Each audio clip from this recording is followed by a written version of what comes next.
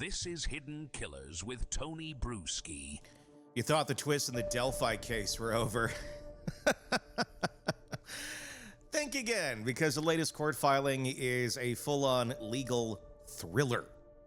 Richard Allen's defense team has accused the state of Indiana of withholding exculpatory evidence, which they have in the past. They just go into great detail this time. Specifically, letters from an inmate suggesting that someone else confessed to the murders. Now, withholding evidence isn't just a legal issue, it's a psychological game too. What happens when prosecutors consciously or unconsciously start believing in their own version of events so much that they suppress facts that don't fit? Is this just negligence, or could this be something deeper, like confirmation bias on steroids? Joining us today is psychotherapist and author Shavaun Scott, an expert in this area, to help us unpack this from a psychological angle. Shavaun, when we see a pattern of behavior here, of withholding evidence in cases like this, which we've seen a lot in this case, is it always about winning at all costs? Is there something more insidious happening in the mind of someone involved? And I'm not specifically trying to single out McClelland or anybody in this. I'm just kind of talking more broadly. When you're on that one side of a case and you got to see it out, your job is to prosecute this. How easy do you think it is for prosecutors to get into that, blindsidedness and just completely ignore facts that are potentially exculpatory for a defendant? Wouldn't this be a good research study if somebody could figure out how to do it? How often does that happen? Because we've seen in other cases that it does happen, that whether it's conscious or simply confirmation bias, where they believe a story and then evidence be damned, that comes up to contradict it.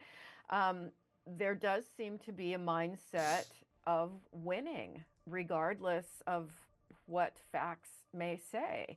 And, we've seen it over and over again in different cases all over the country, and it's really disturbing. It is disturbing because, you want to think, that people who are in these fields, if you're a prosecutor, that you are going to be, handling things on the up and up. If there's something exculpatory about a case, you're going to want to put it out there, especially if you don't have anything in the fight, which you shouldn't if you're the prosecutor on the case, or if you're a defense attorney. That's where you recuse yourself from it because it's too close to home. You could have a bias there. But if you supposedly don't have any sort of bias, how do people get into that state where they just keep going down a road where there could be an innocent person that's going to go away for the rest of their life, or has gone away for the rest of their life, because you just didn't like the facts. They contradicted where you thought it should go. Yeah, I think we run into the fallibility of the human mind sometimes. And we do tend to like, just speaking of all humans, we like stories. It simplifies life for us, to get a version of what we think the truth is. And we see this playing out in our political system. We see it all over the place, right? People's beliefs about healthcare, medicine, vaccinations. It's like, I have a story. It makes me feel a certain way. I like the sense of, that I've got the truth, and I'm going to stick to it regardless of what the facts say. And I think it's a human fallibility. Excuse me. I had something to say, and then I breathed in, and I got to take a sip of water. Stand by, kids. Okay. That's interesting. The simplified life, where that is how we like to take things. It's how we like to perceive things. It's easier to digest. If things are more complicated, it makes my life more complicated. And people don't like complicated situations as a whole. Yeah. Is that a human thing, or is that more of a cultural thing, depending on where you are in the world? Is that an American thing? Or is that something that we see in other areas as well, as strong as we do here, this desire for oversimplification, but it's more so a desire for the idea of things being oversimplified, even when they truly are not?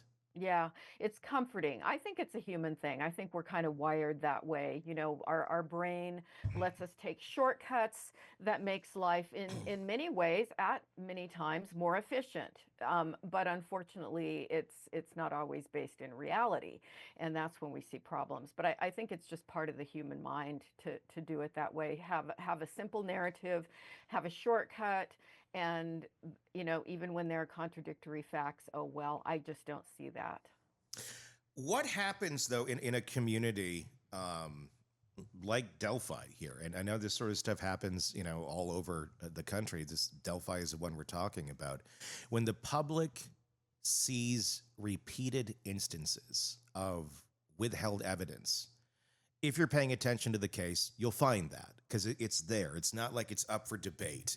There's so many things in this case that McClellan, the prosecutor, and the state and Gull and all that have just basically denied or said, nope, not important. You got to trust us. You got to trust us. It's not important.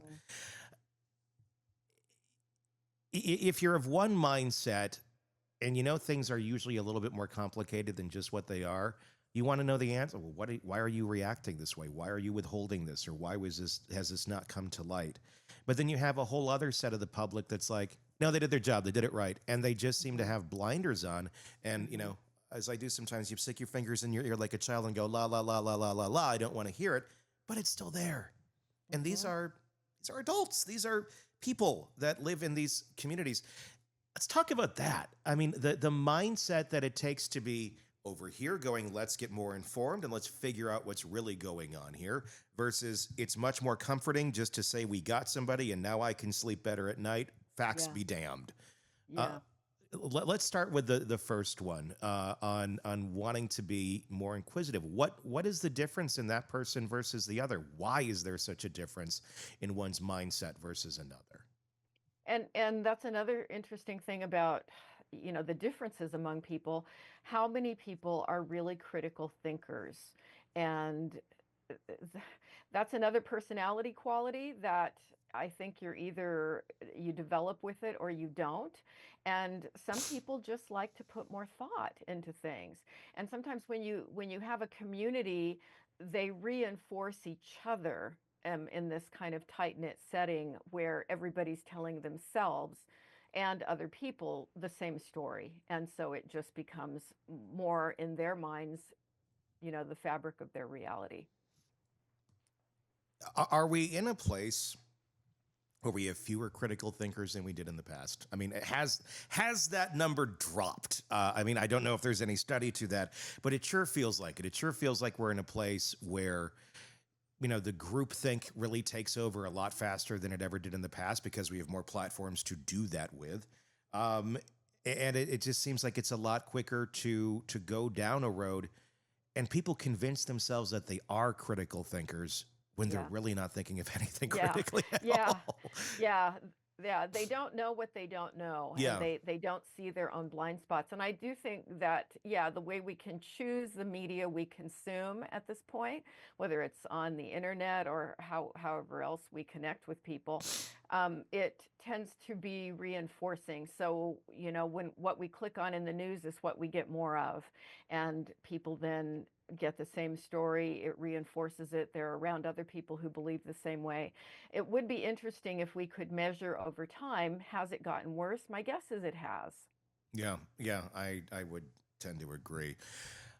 What about a defendant in a case like this? Here we have Richard Allen, 130 years in prison now, unless something magical happens. I mean, that's got to be incredibly difficult if in fact he is innocent, to constantly have what appears to be just a barrage of lies flying at you. That people are sitting there stacking evidence in certain ways or omitting evidence in certain ways. There's a lot of that in this case to benefit their narrative. And obviously he was sitting there in solitary confinement for 14 months, basically being tortured.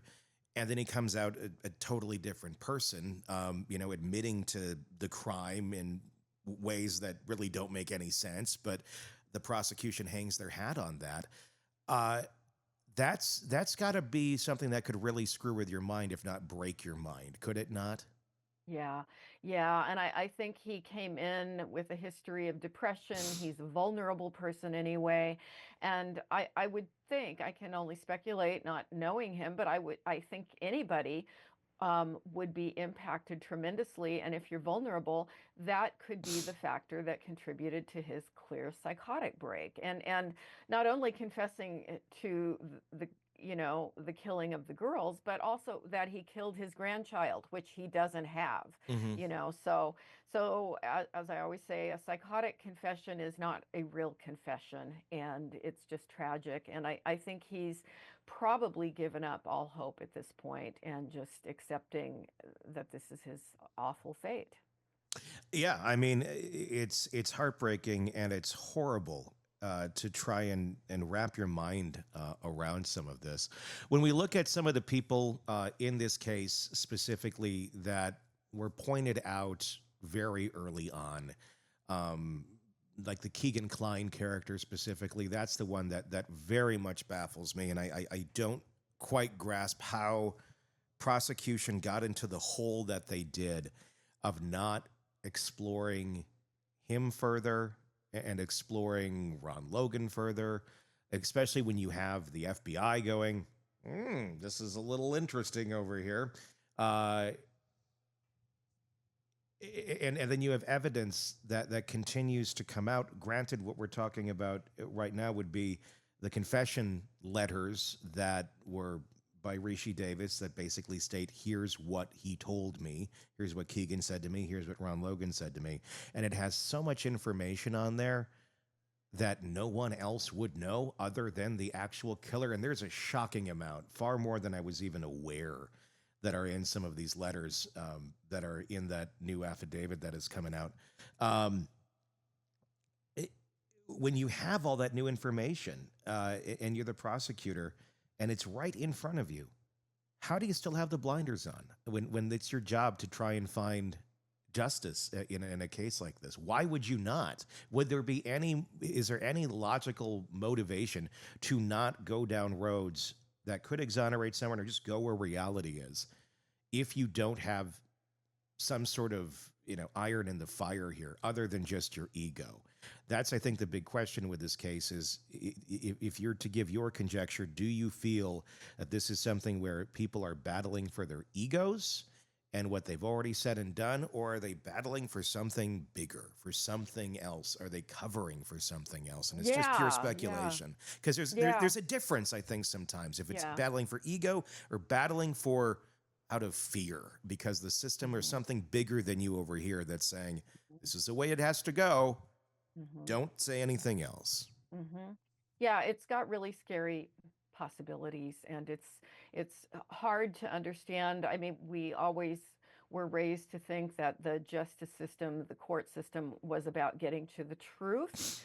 And we know after, looking at cases over the last few decades, and certainly with DNA evidence where so many people have been exonerated, that the system doesn't really work about getting to the truth.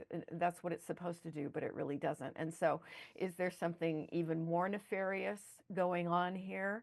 I think we're going to be speculating about that for a long time, if not forever. Are we into a place where ego can really rule the day more than it did in the past, where yes, we have rules, we have laws, we have things where it's like, okay, the judge should rule on it this way if this is what's going on. But now we have cases here where, facts be damned, rules be damned. And it's not just that people, and I'm not making any specific accusation here, but people in these places of power sometimes now seem to be like, well, yeah, I know that's the trend, or that's what we have been doing through all of eternity of how we handle this, but I'm not going to anymore. And you know what? There's no guardrails. There's nobody here that's going to accost me or penalize me in any way, shape, or form if I don't do the job the way you think I should be doing the job, or the way the job is described to be done. People in places of power, and look, we're seeing it obviously on a much larger scale if we're talking about our country as a whole and just rules being broken left and right. Are we seeing a lot more of that on a smaller level, on local levels, where, yeah, we have rules in place, but there's no guardrail. There's nothing to hold power to accountability in so many places anymore. Or maybe there used to be, but we don't have it because people were just kind of doing things the way they were supposed to for a long time, but not anymore. Mhm. My guess is it's always been a problem, and we were just not aware of it. I can think of cases going back many years where I don't think justice was served, because of things that have come to light in the future. But yeah, it's not the way that it's supposed to work. And when we have a system where there's supposed to be checks and balances, but nobody's checking and nobody's balancing, what exactly do we do other than try to keep shining a light on it, just as you're doing? And I wonder about that because now we have a world where far more people can shine a very bright light on things more than just a big media organization that Yeah. decides we're going to do this story tonight at 10. You have, us. You have tons of people like us that are out there that, okay, we're all going to do this, and it's going to be like an invasion of lake flies because there's so many of us just, covering these same things.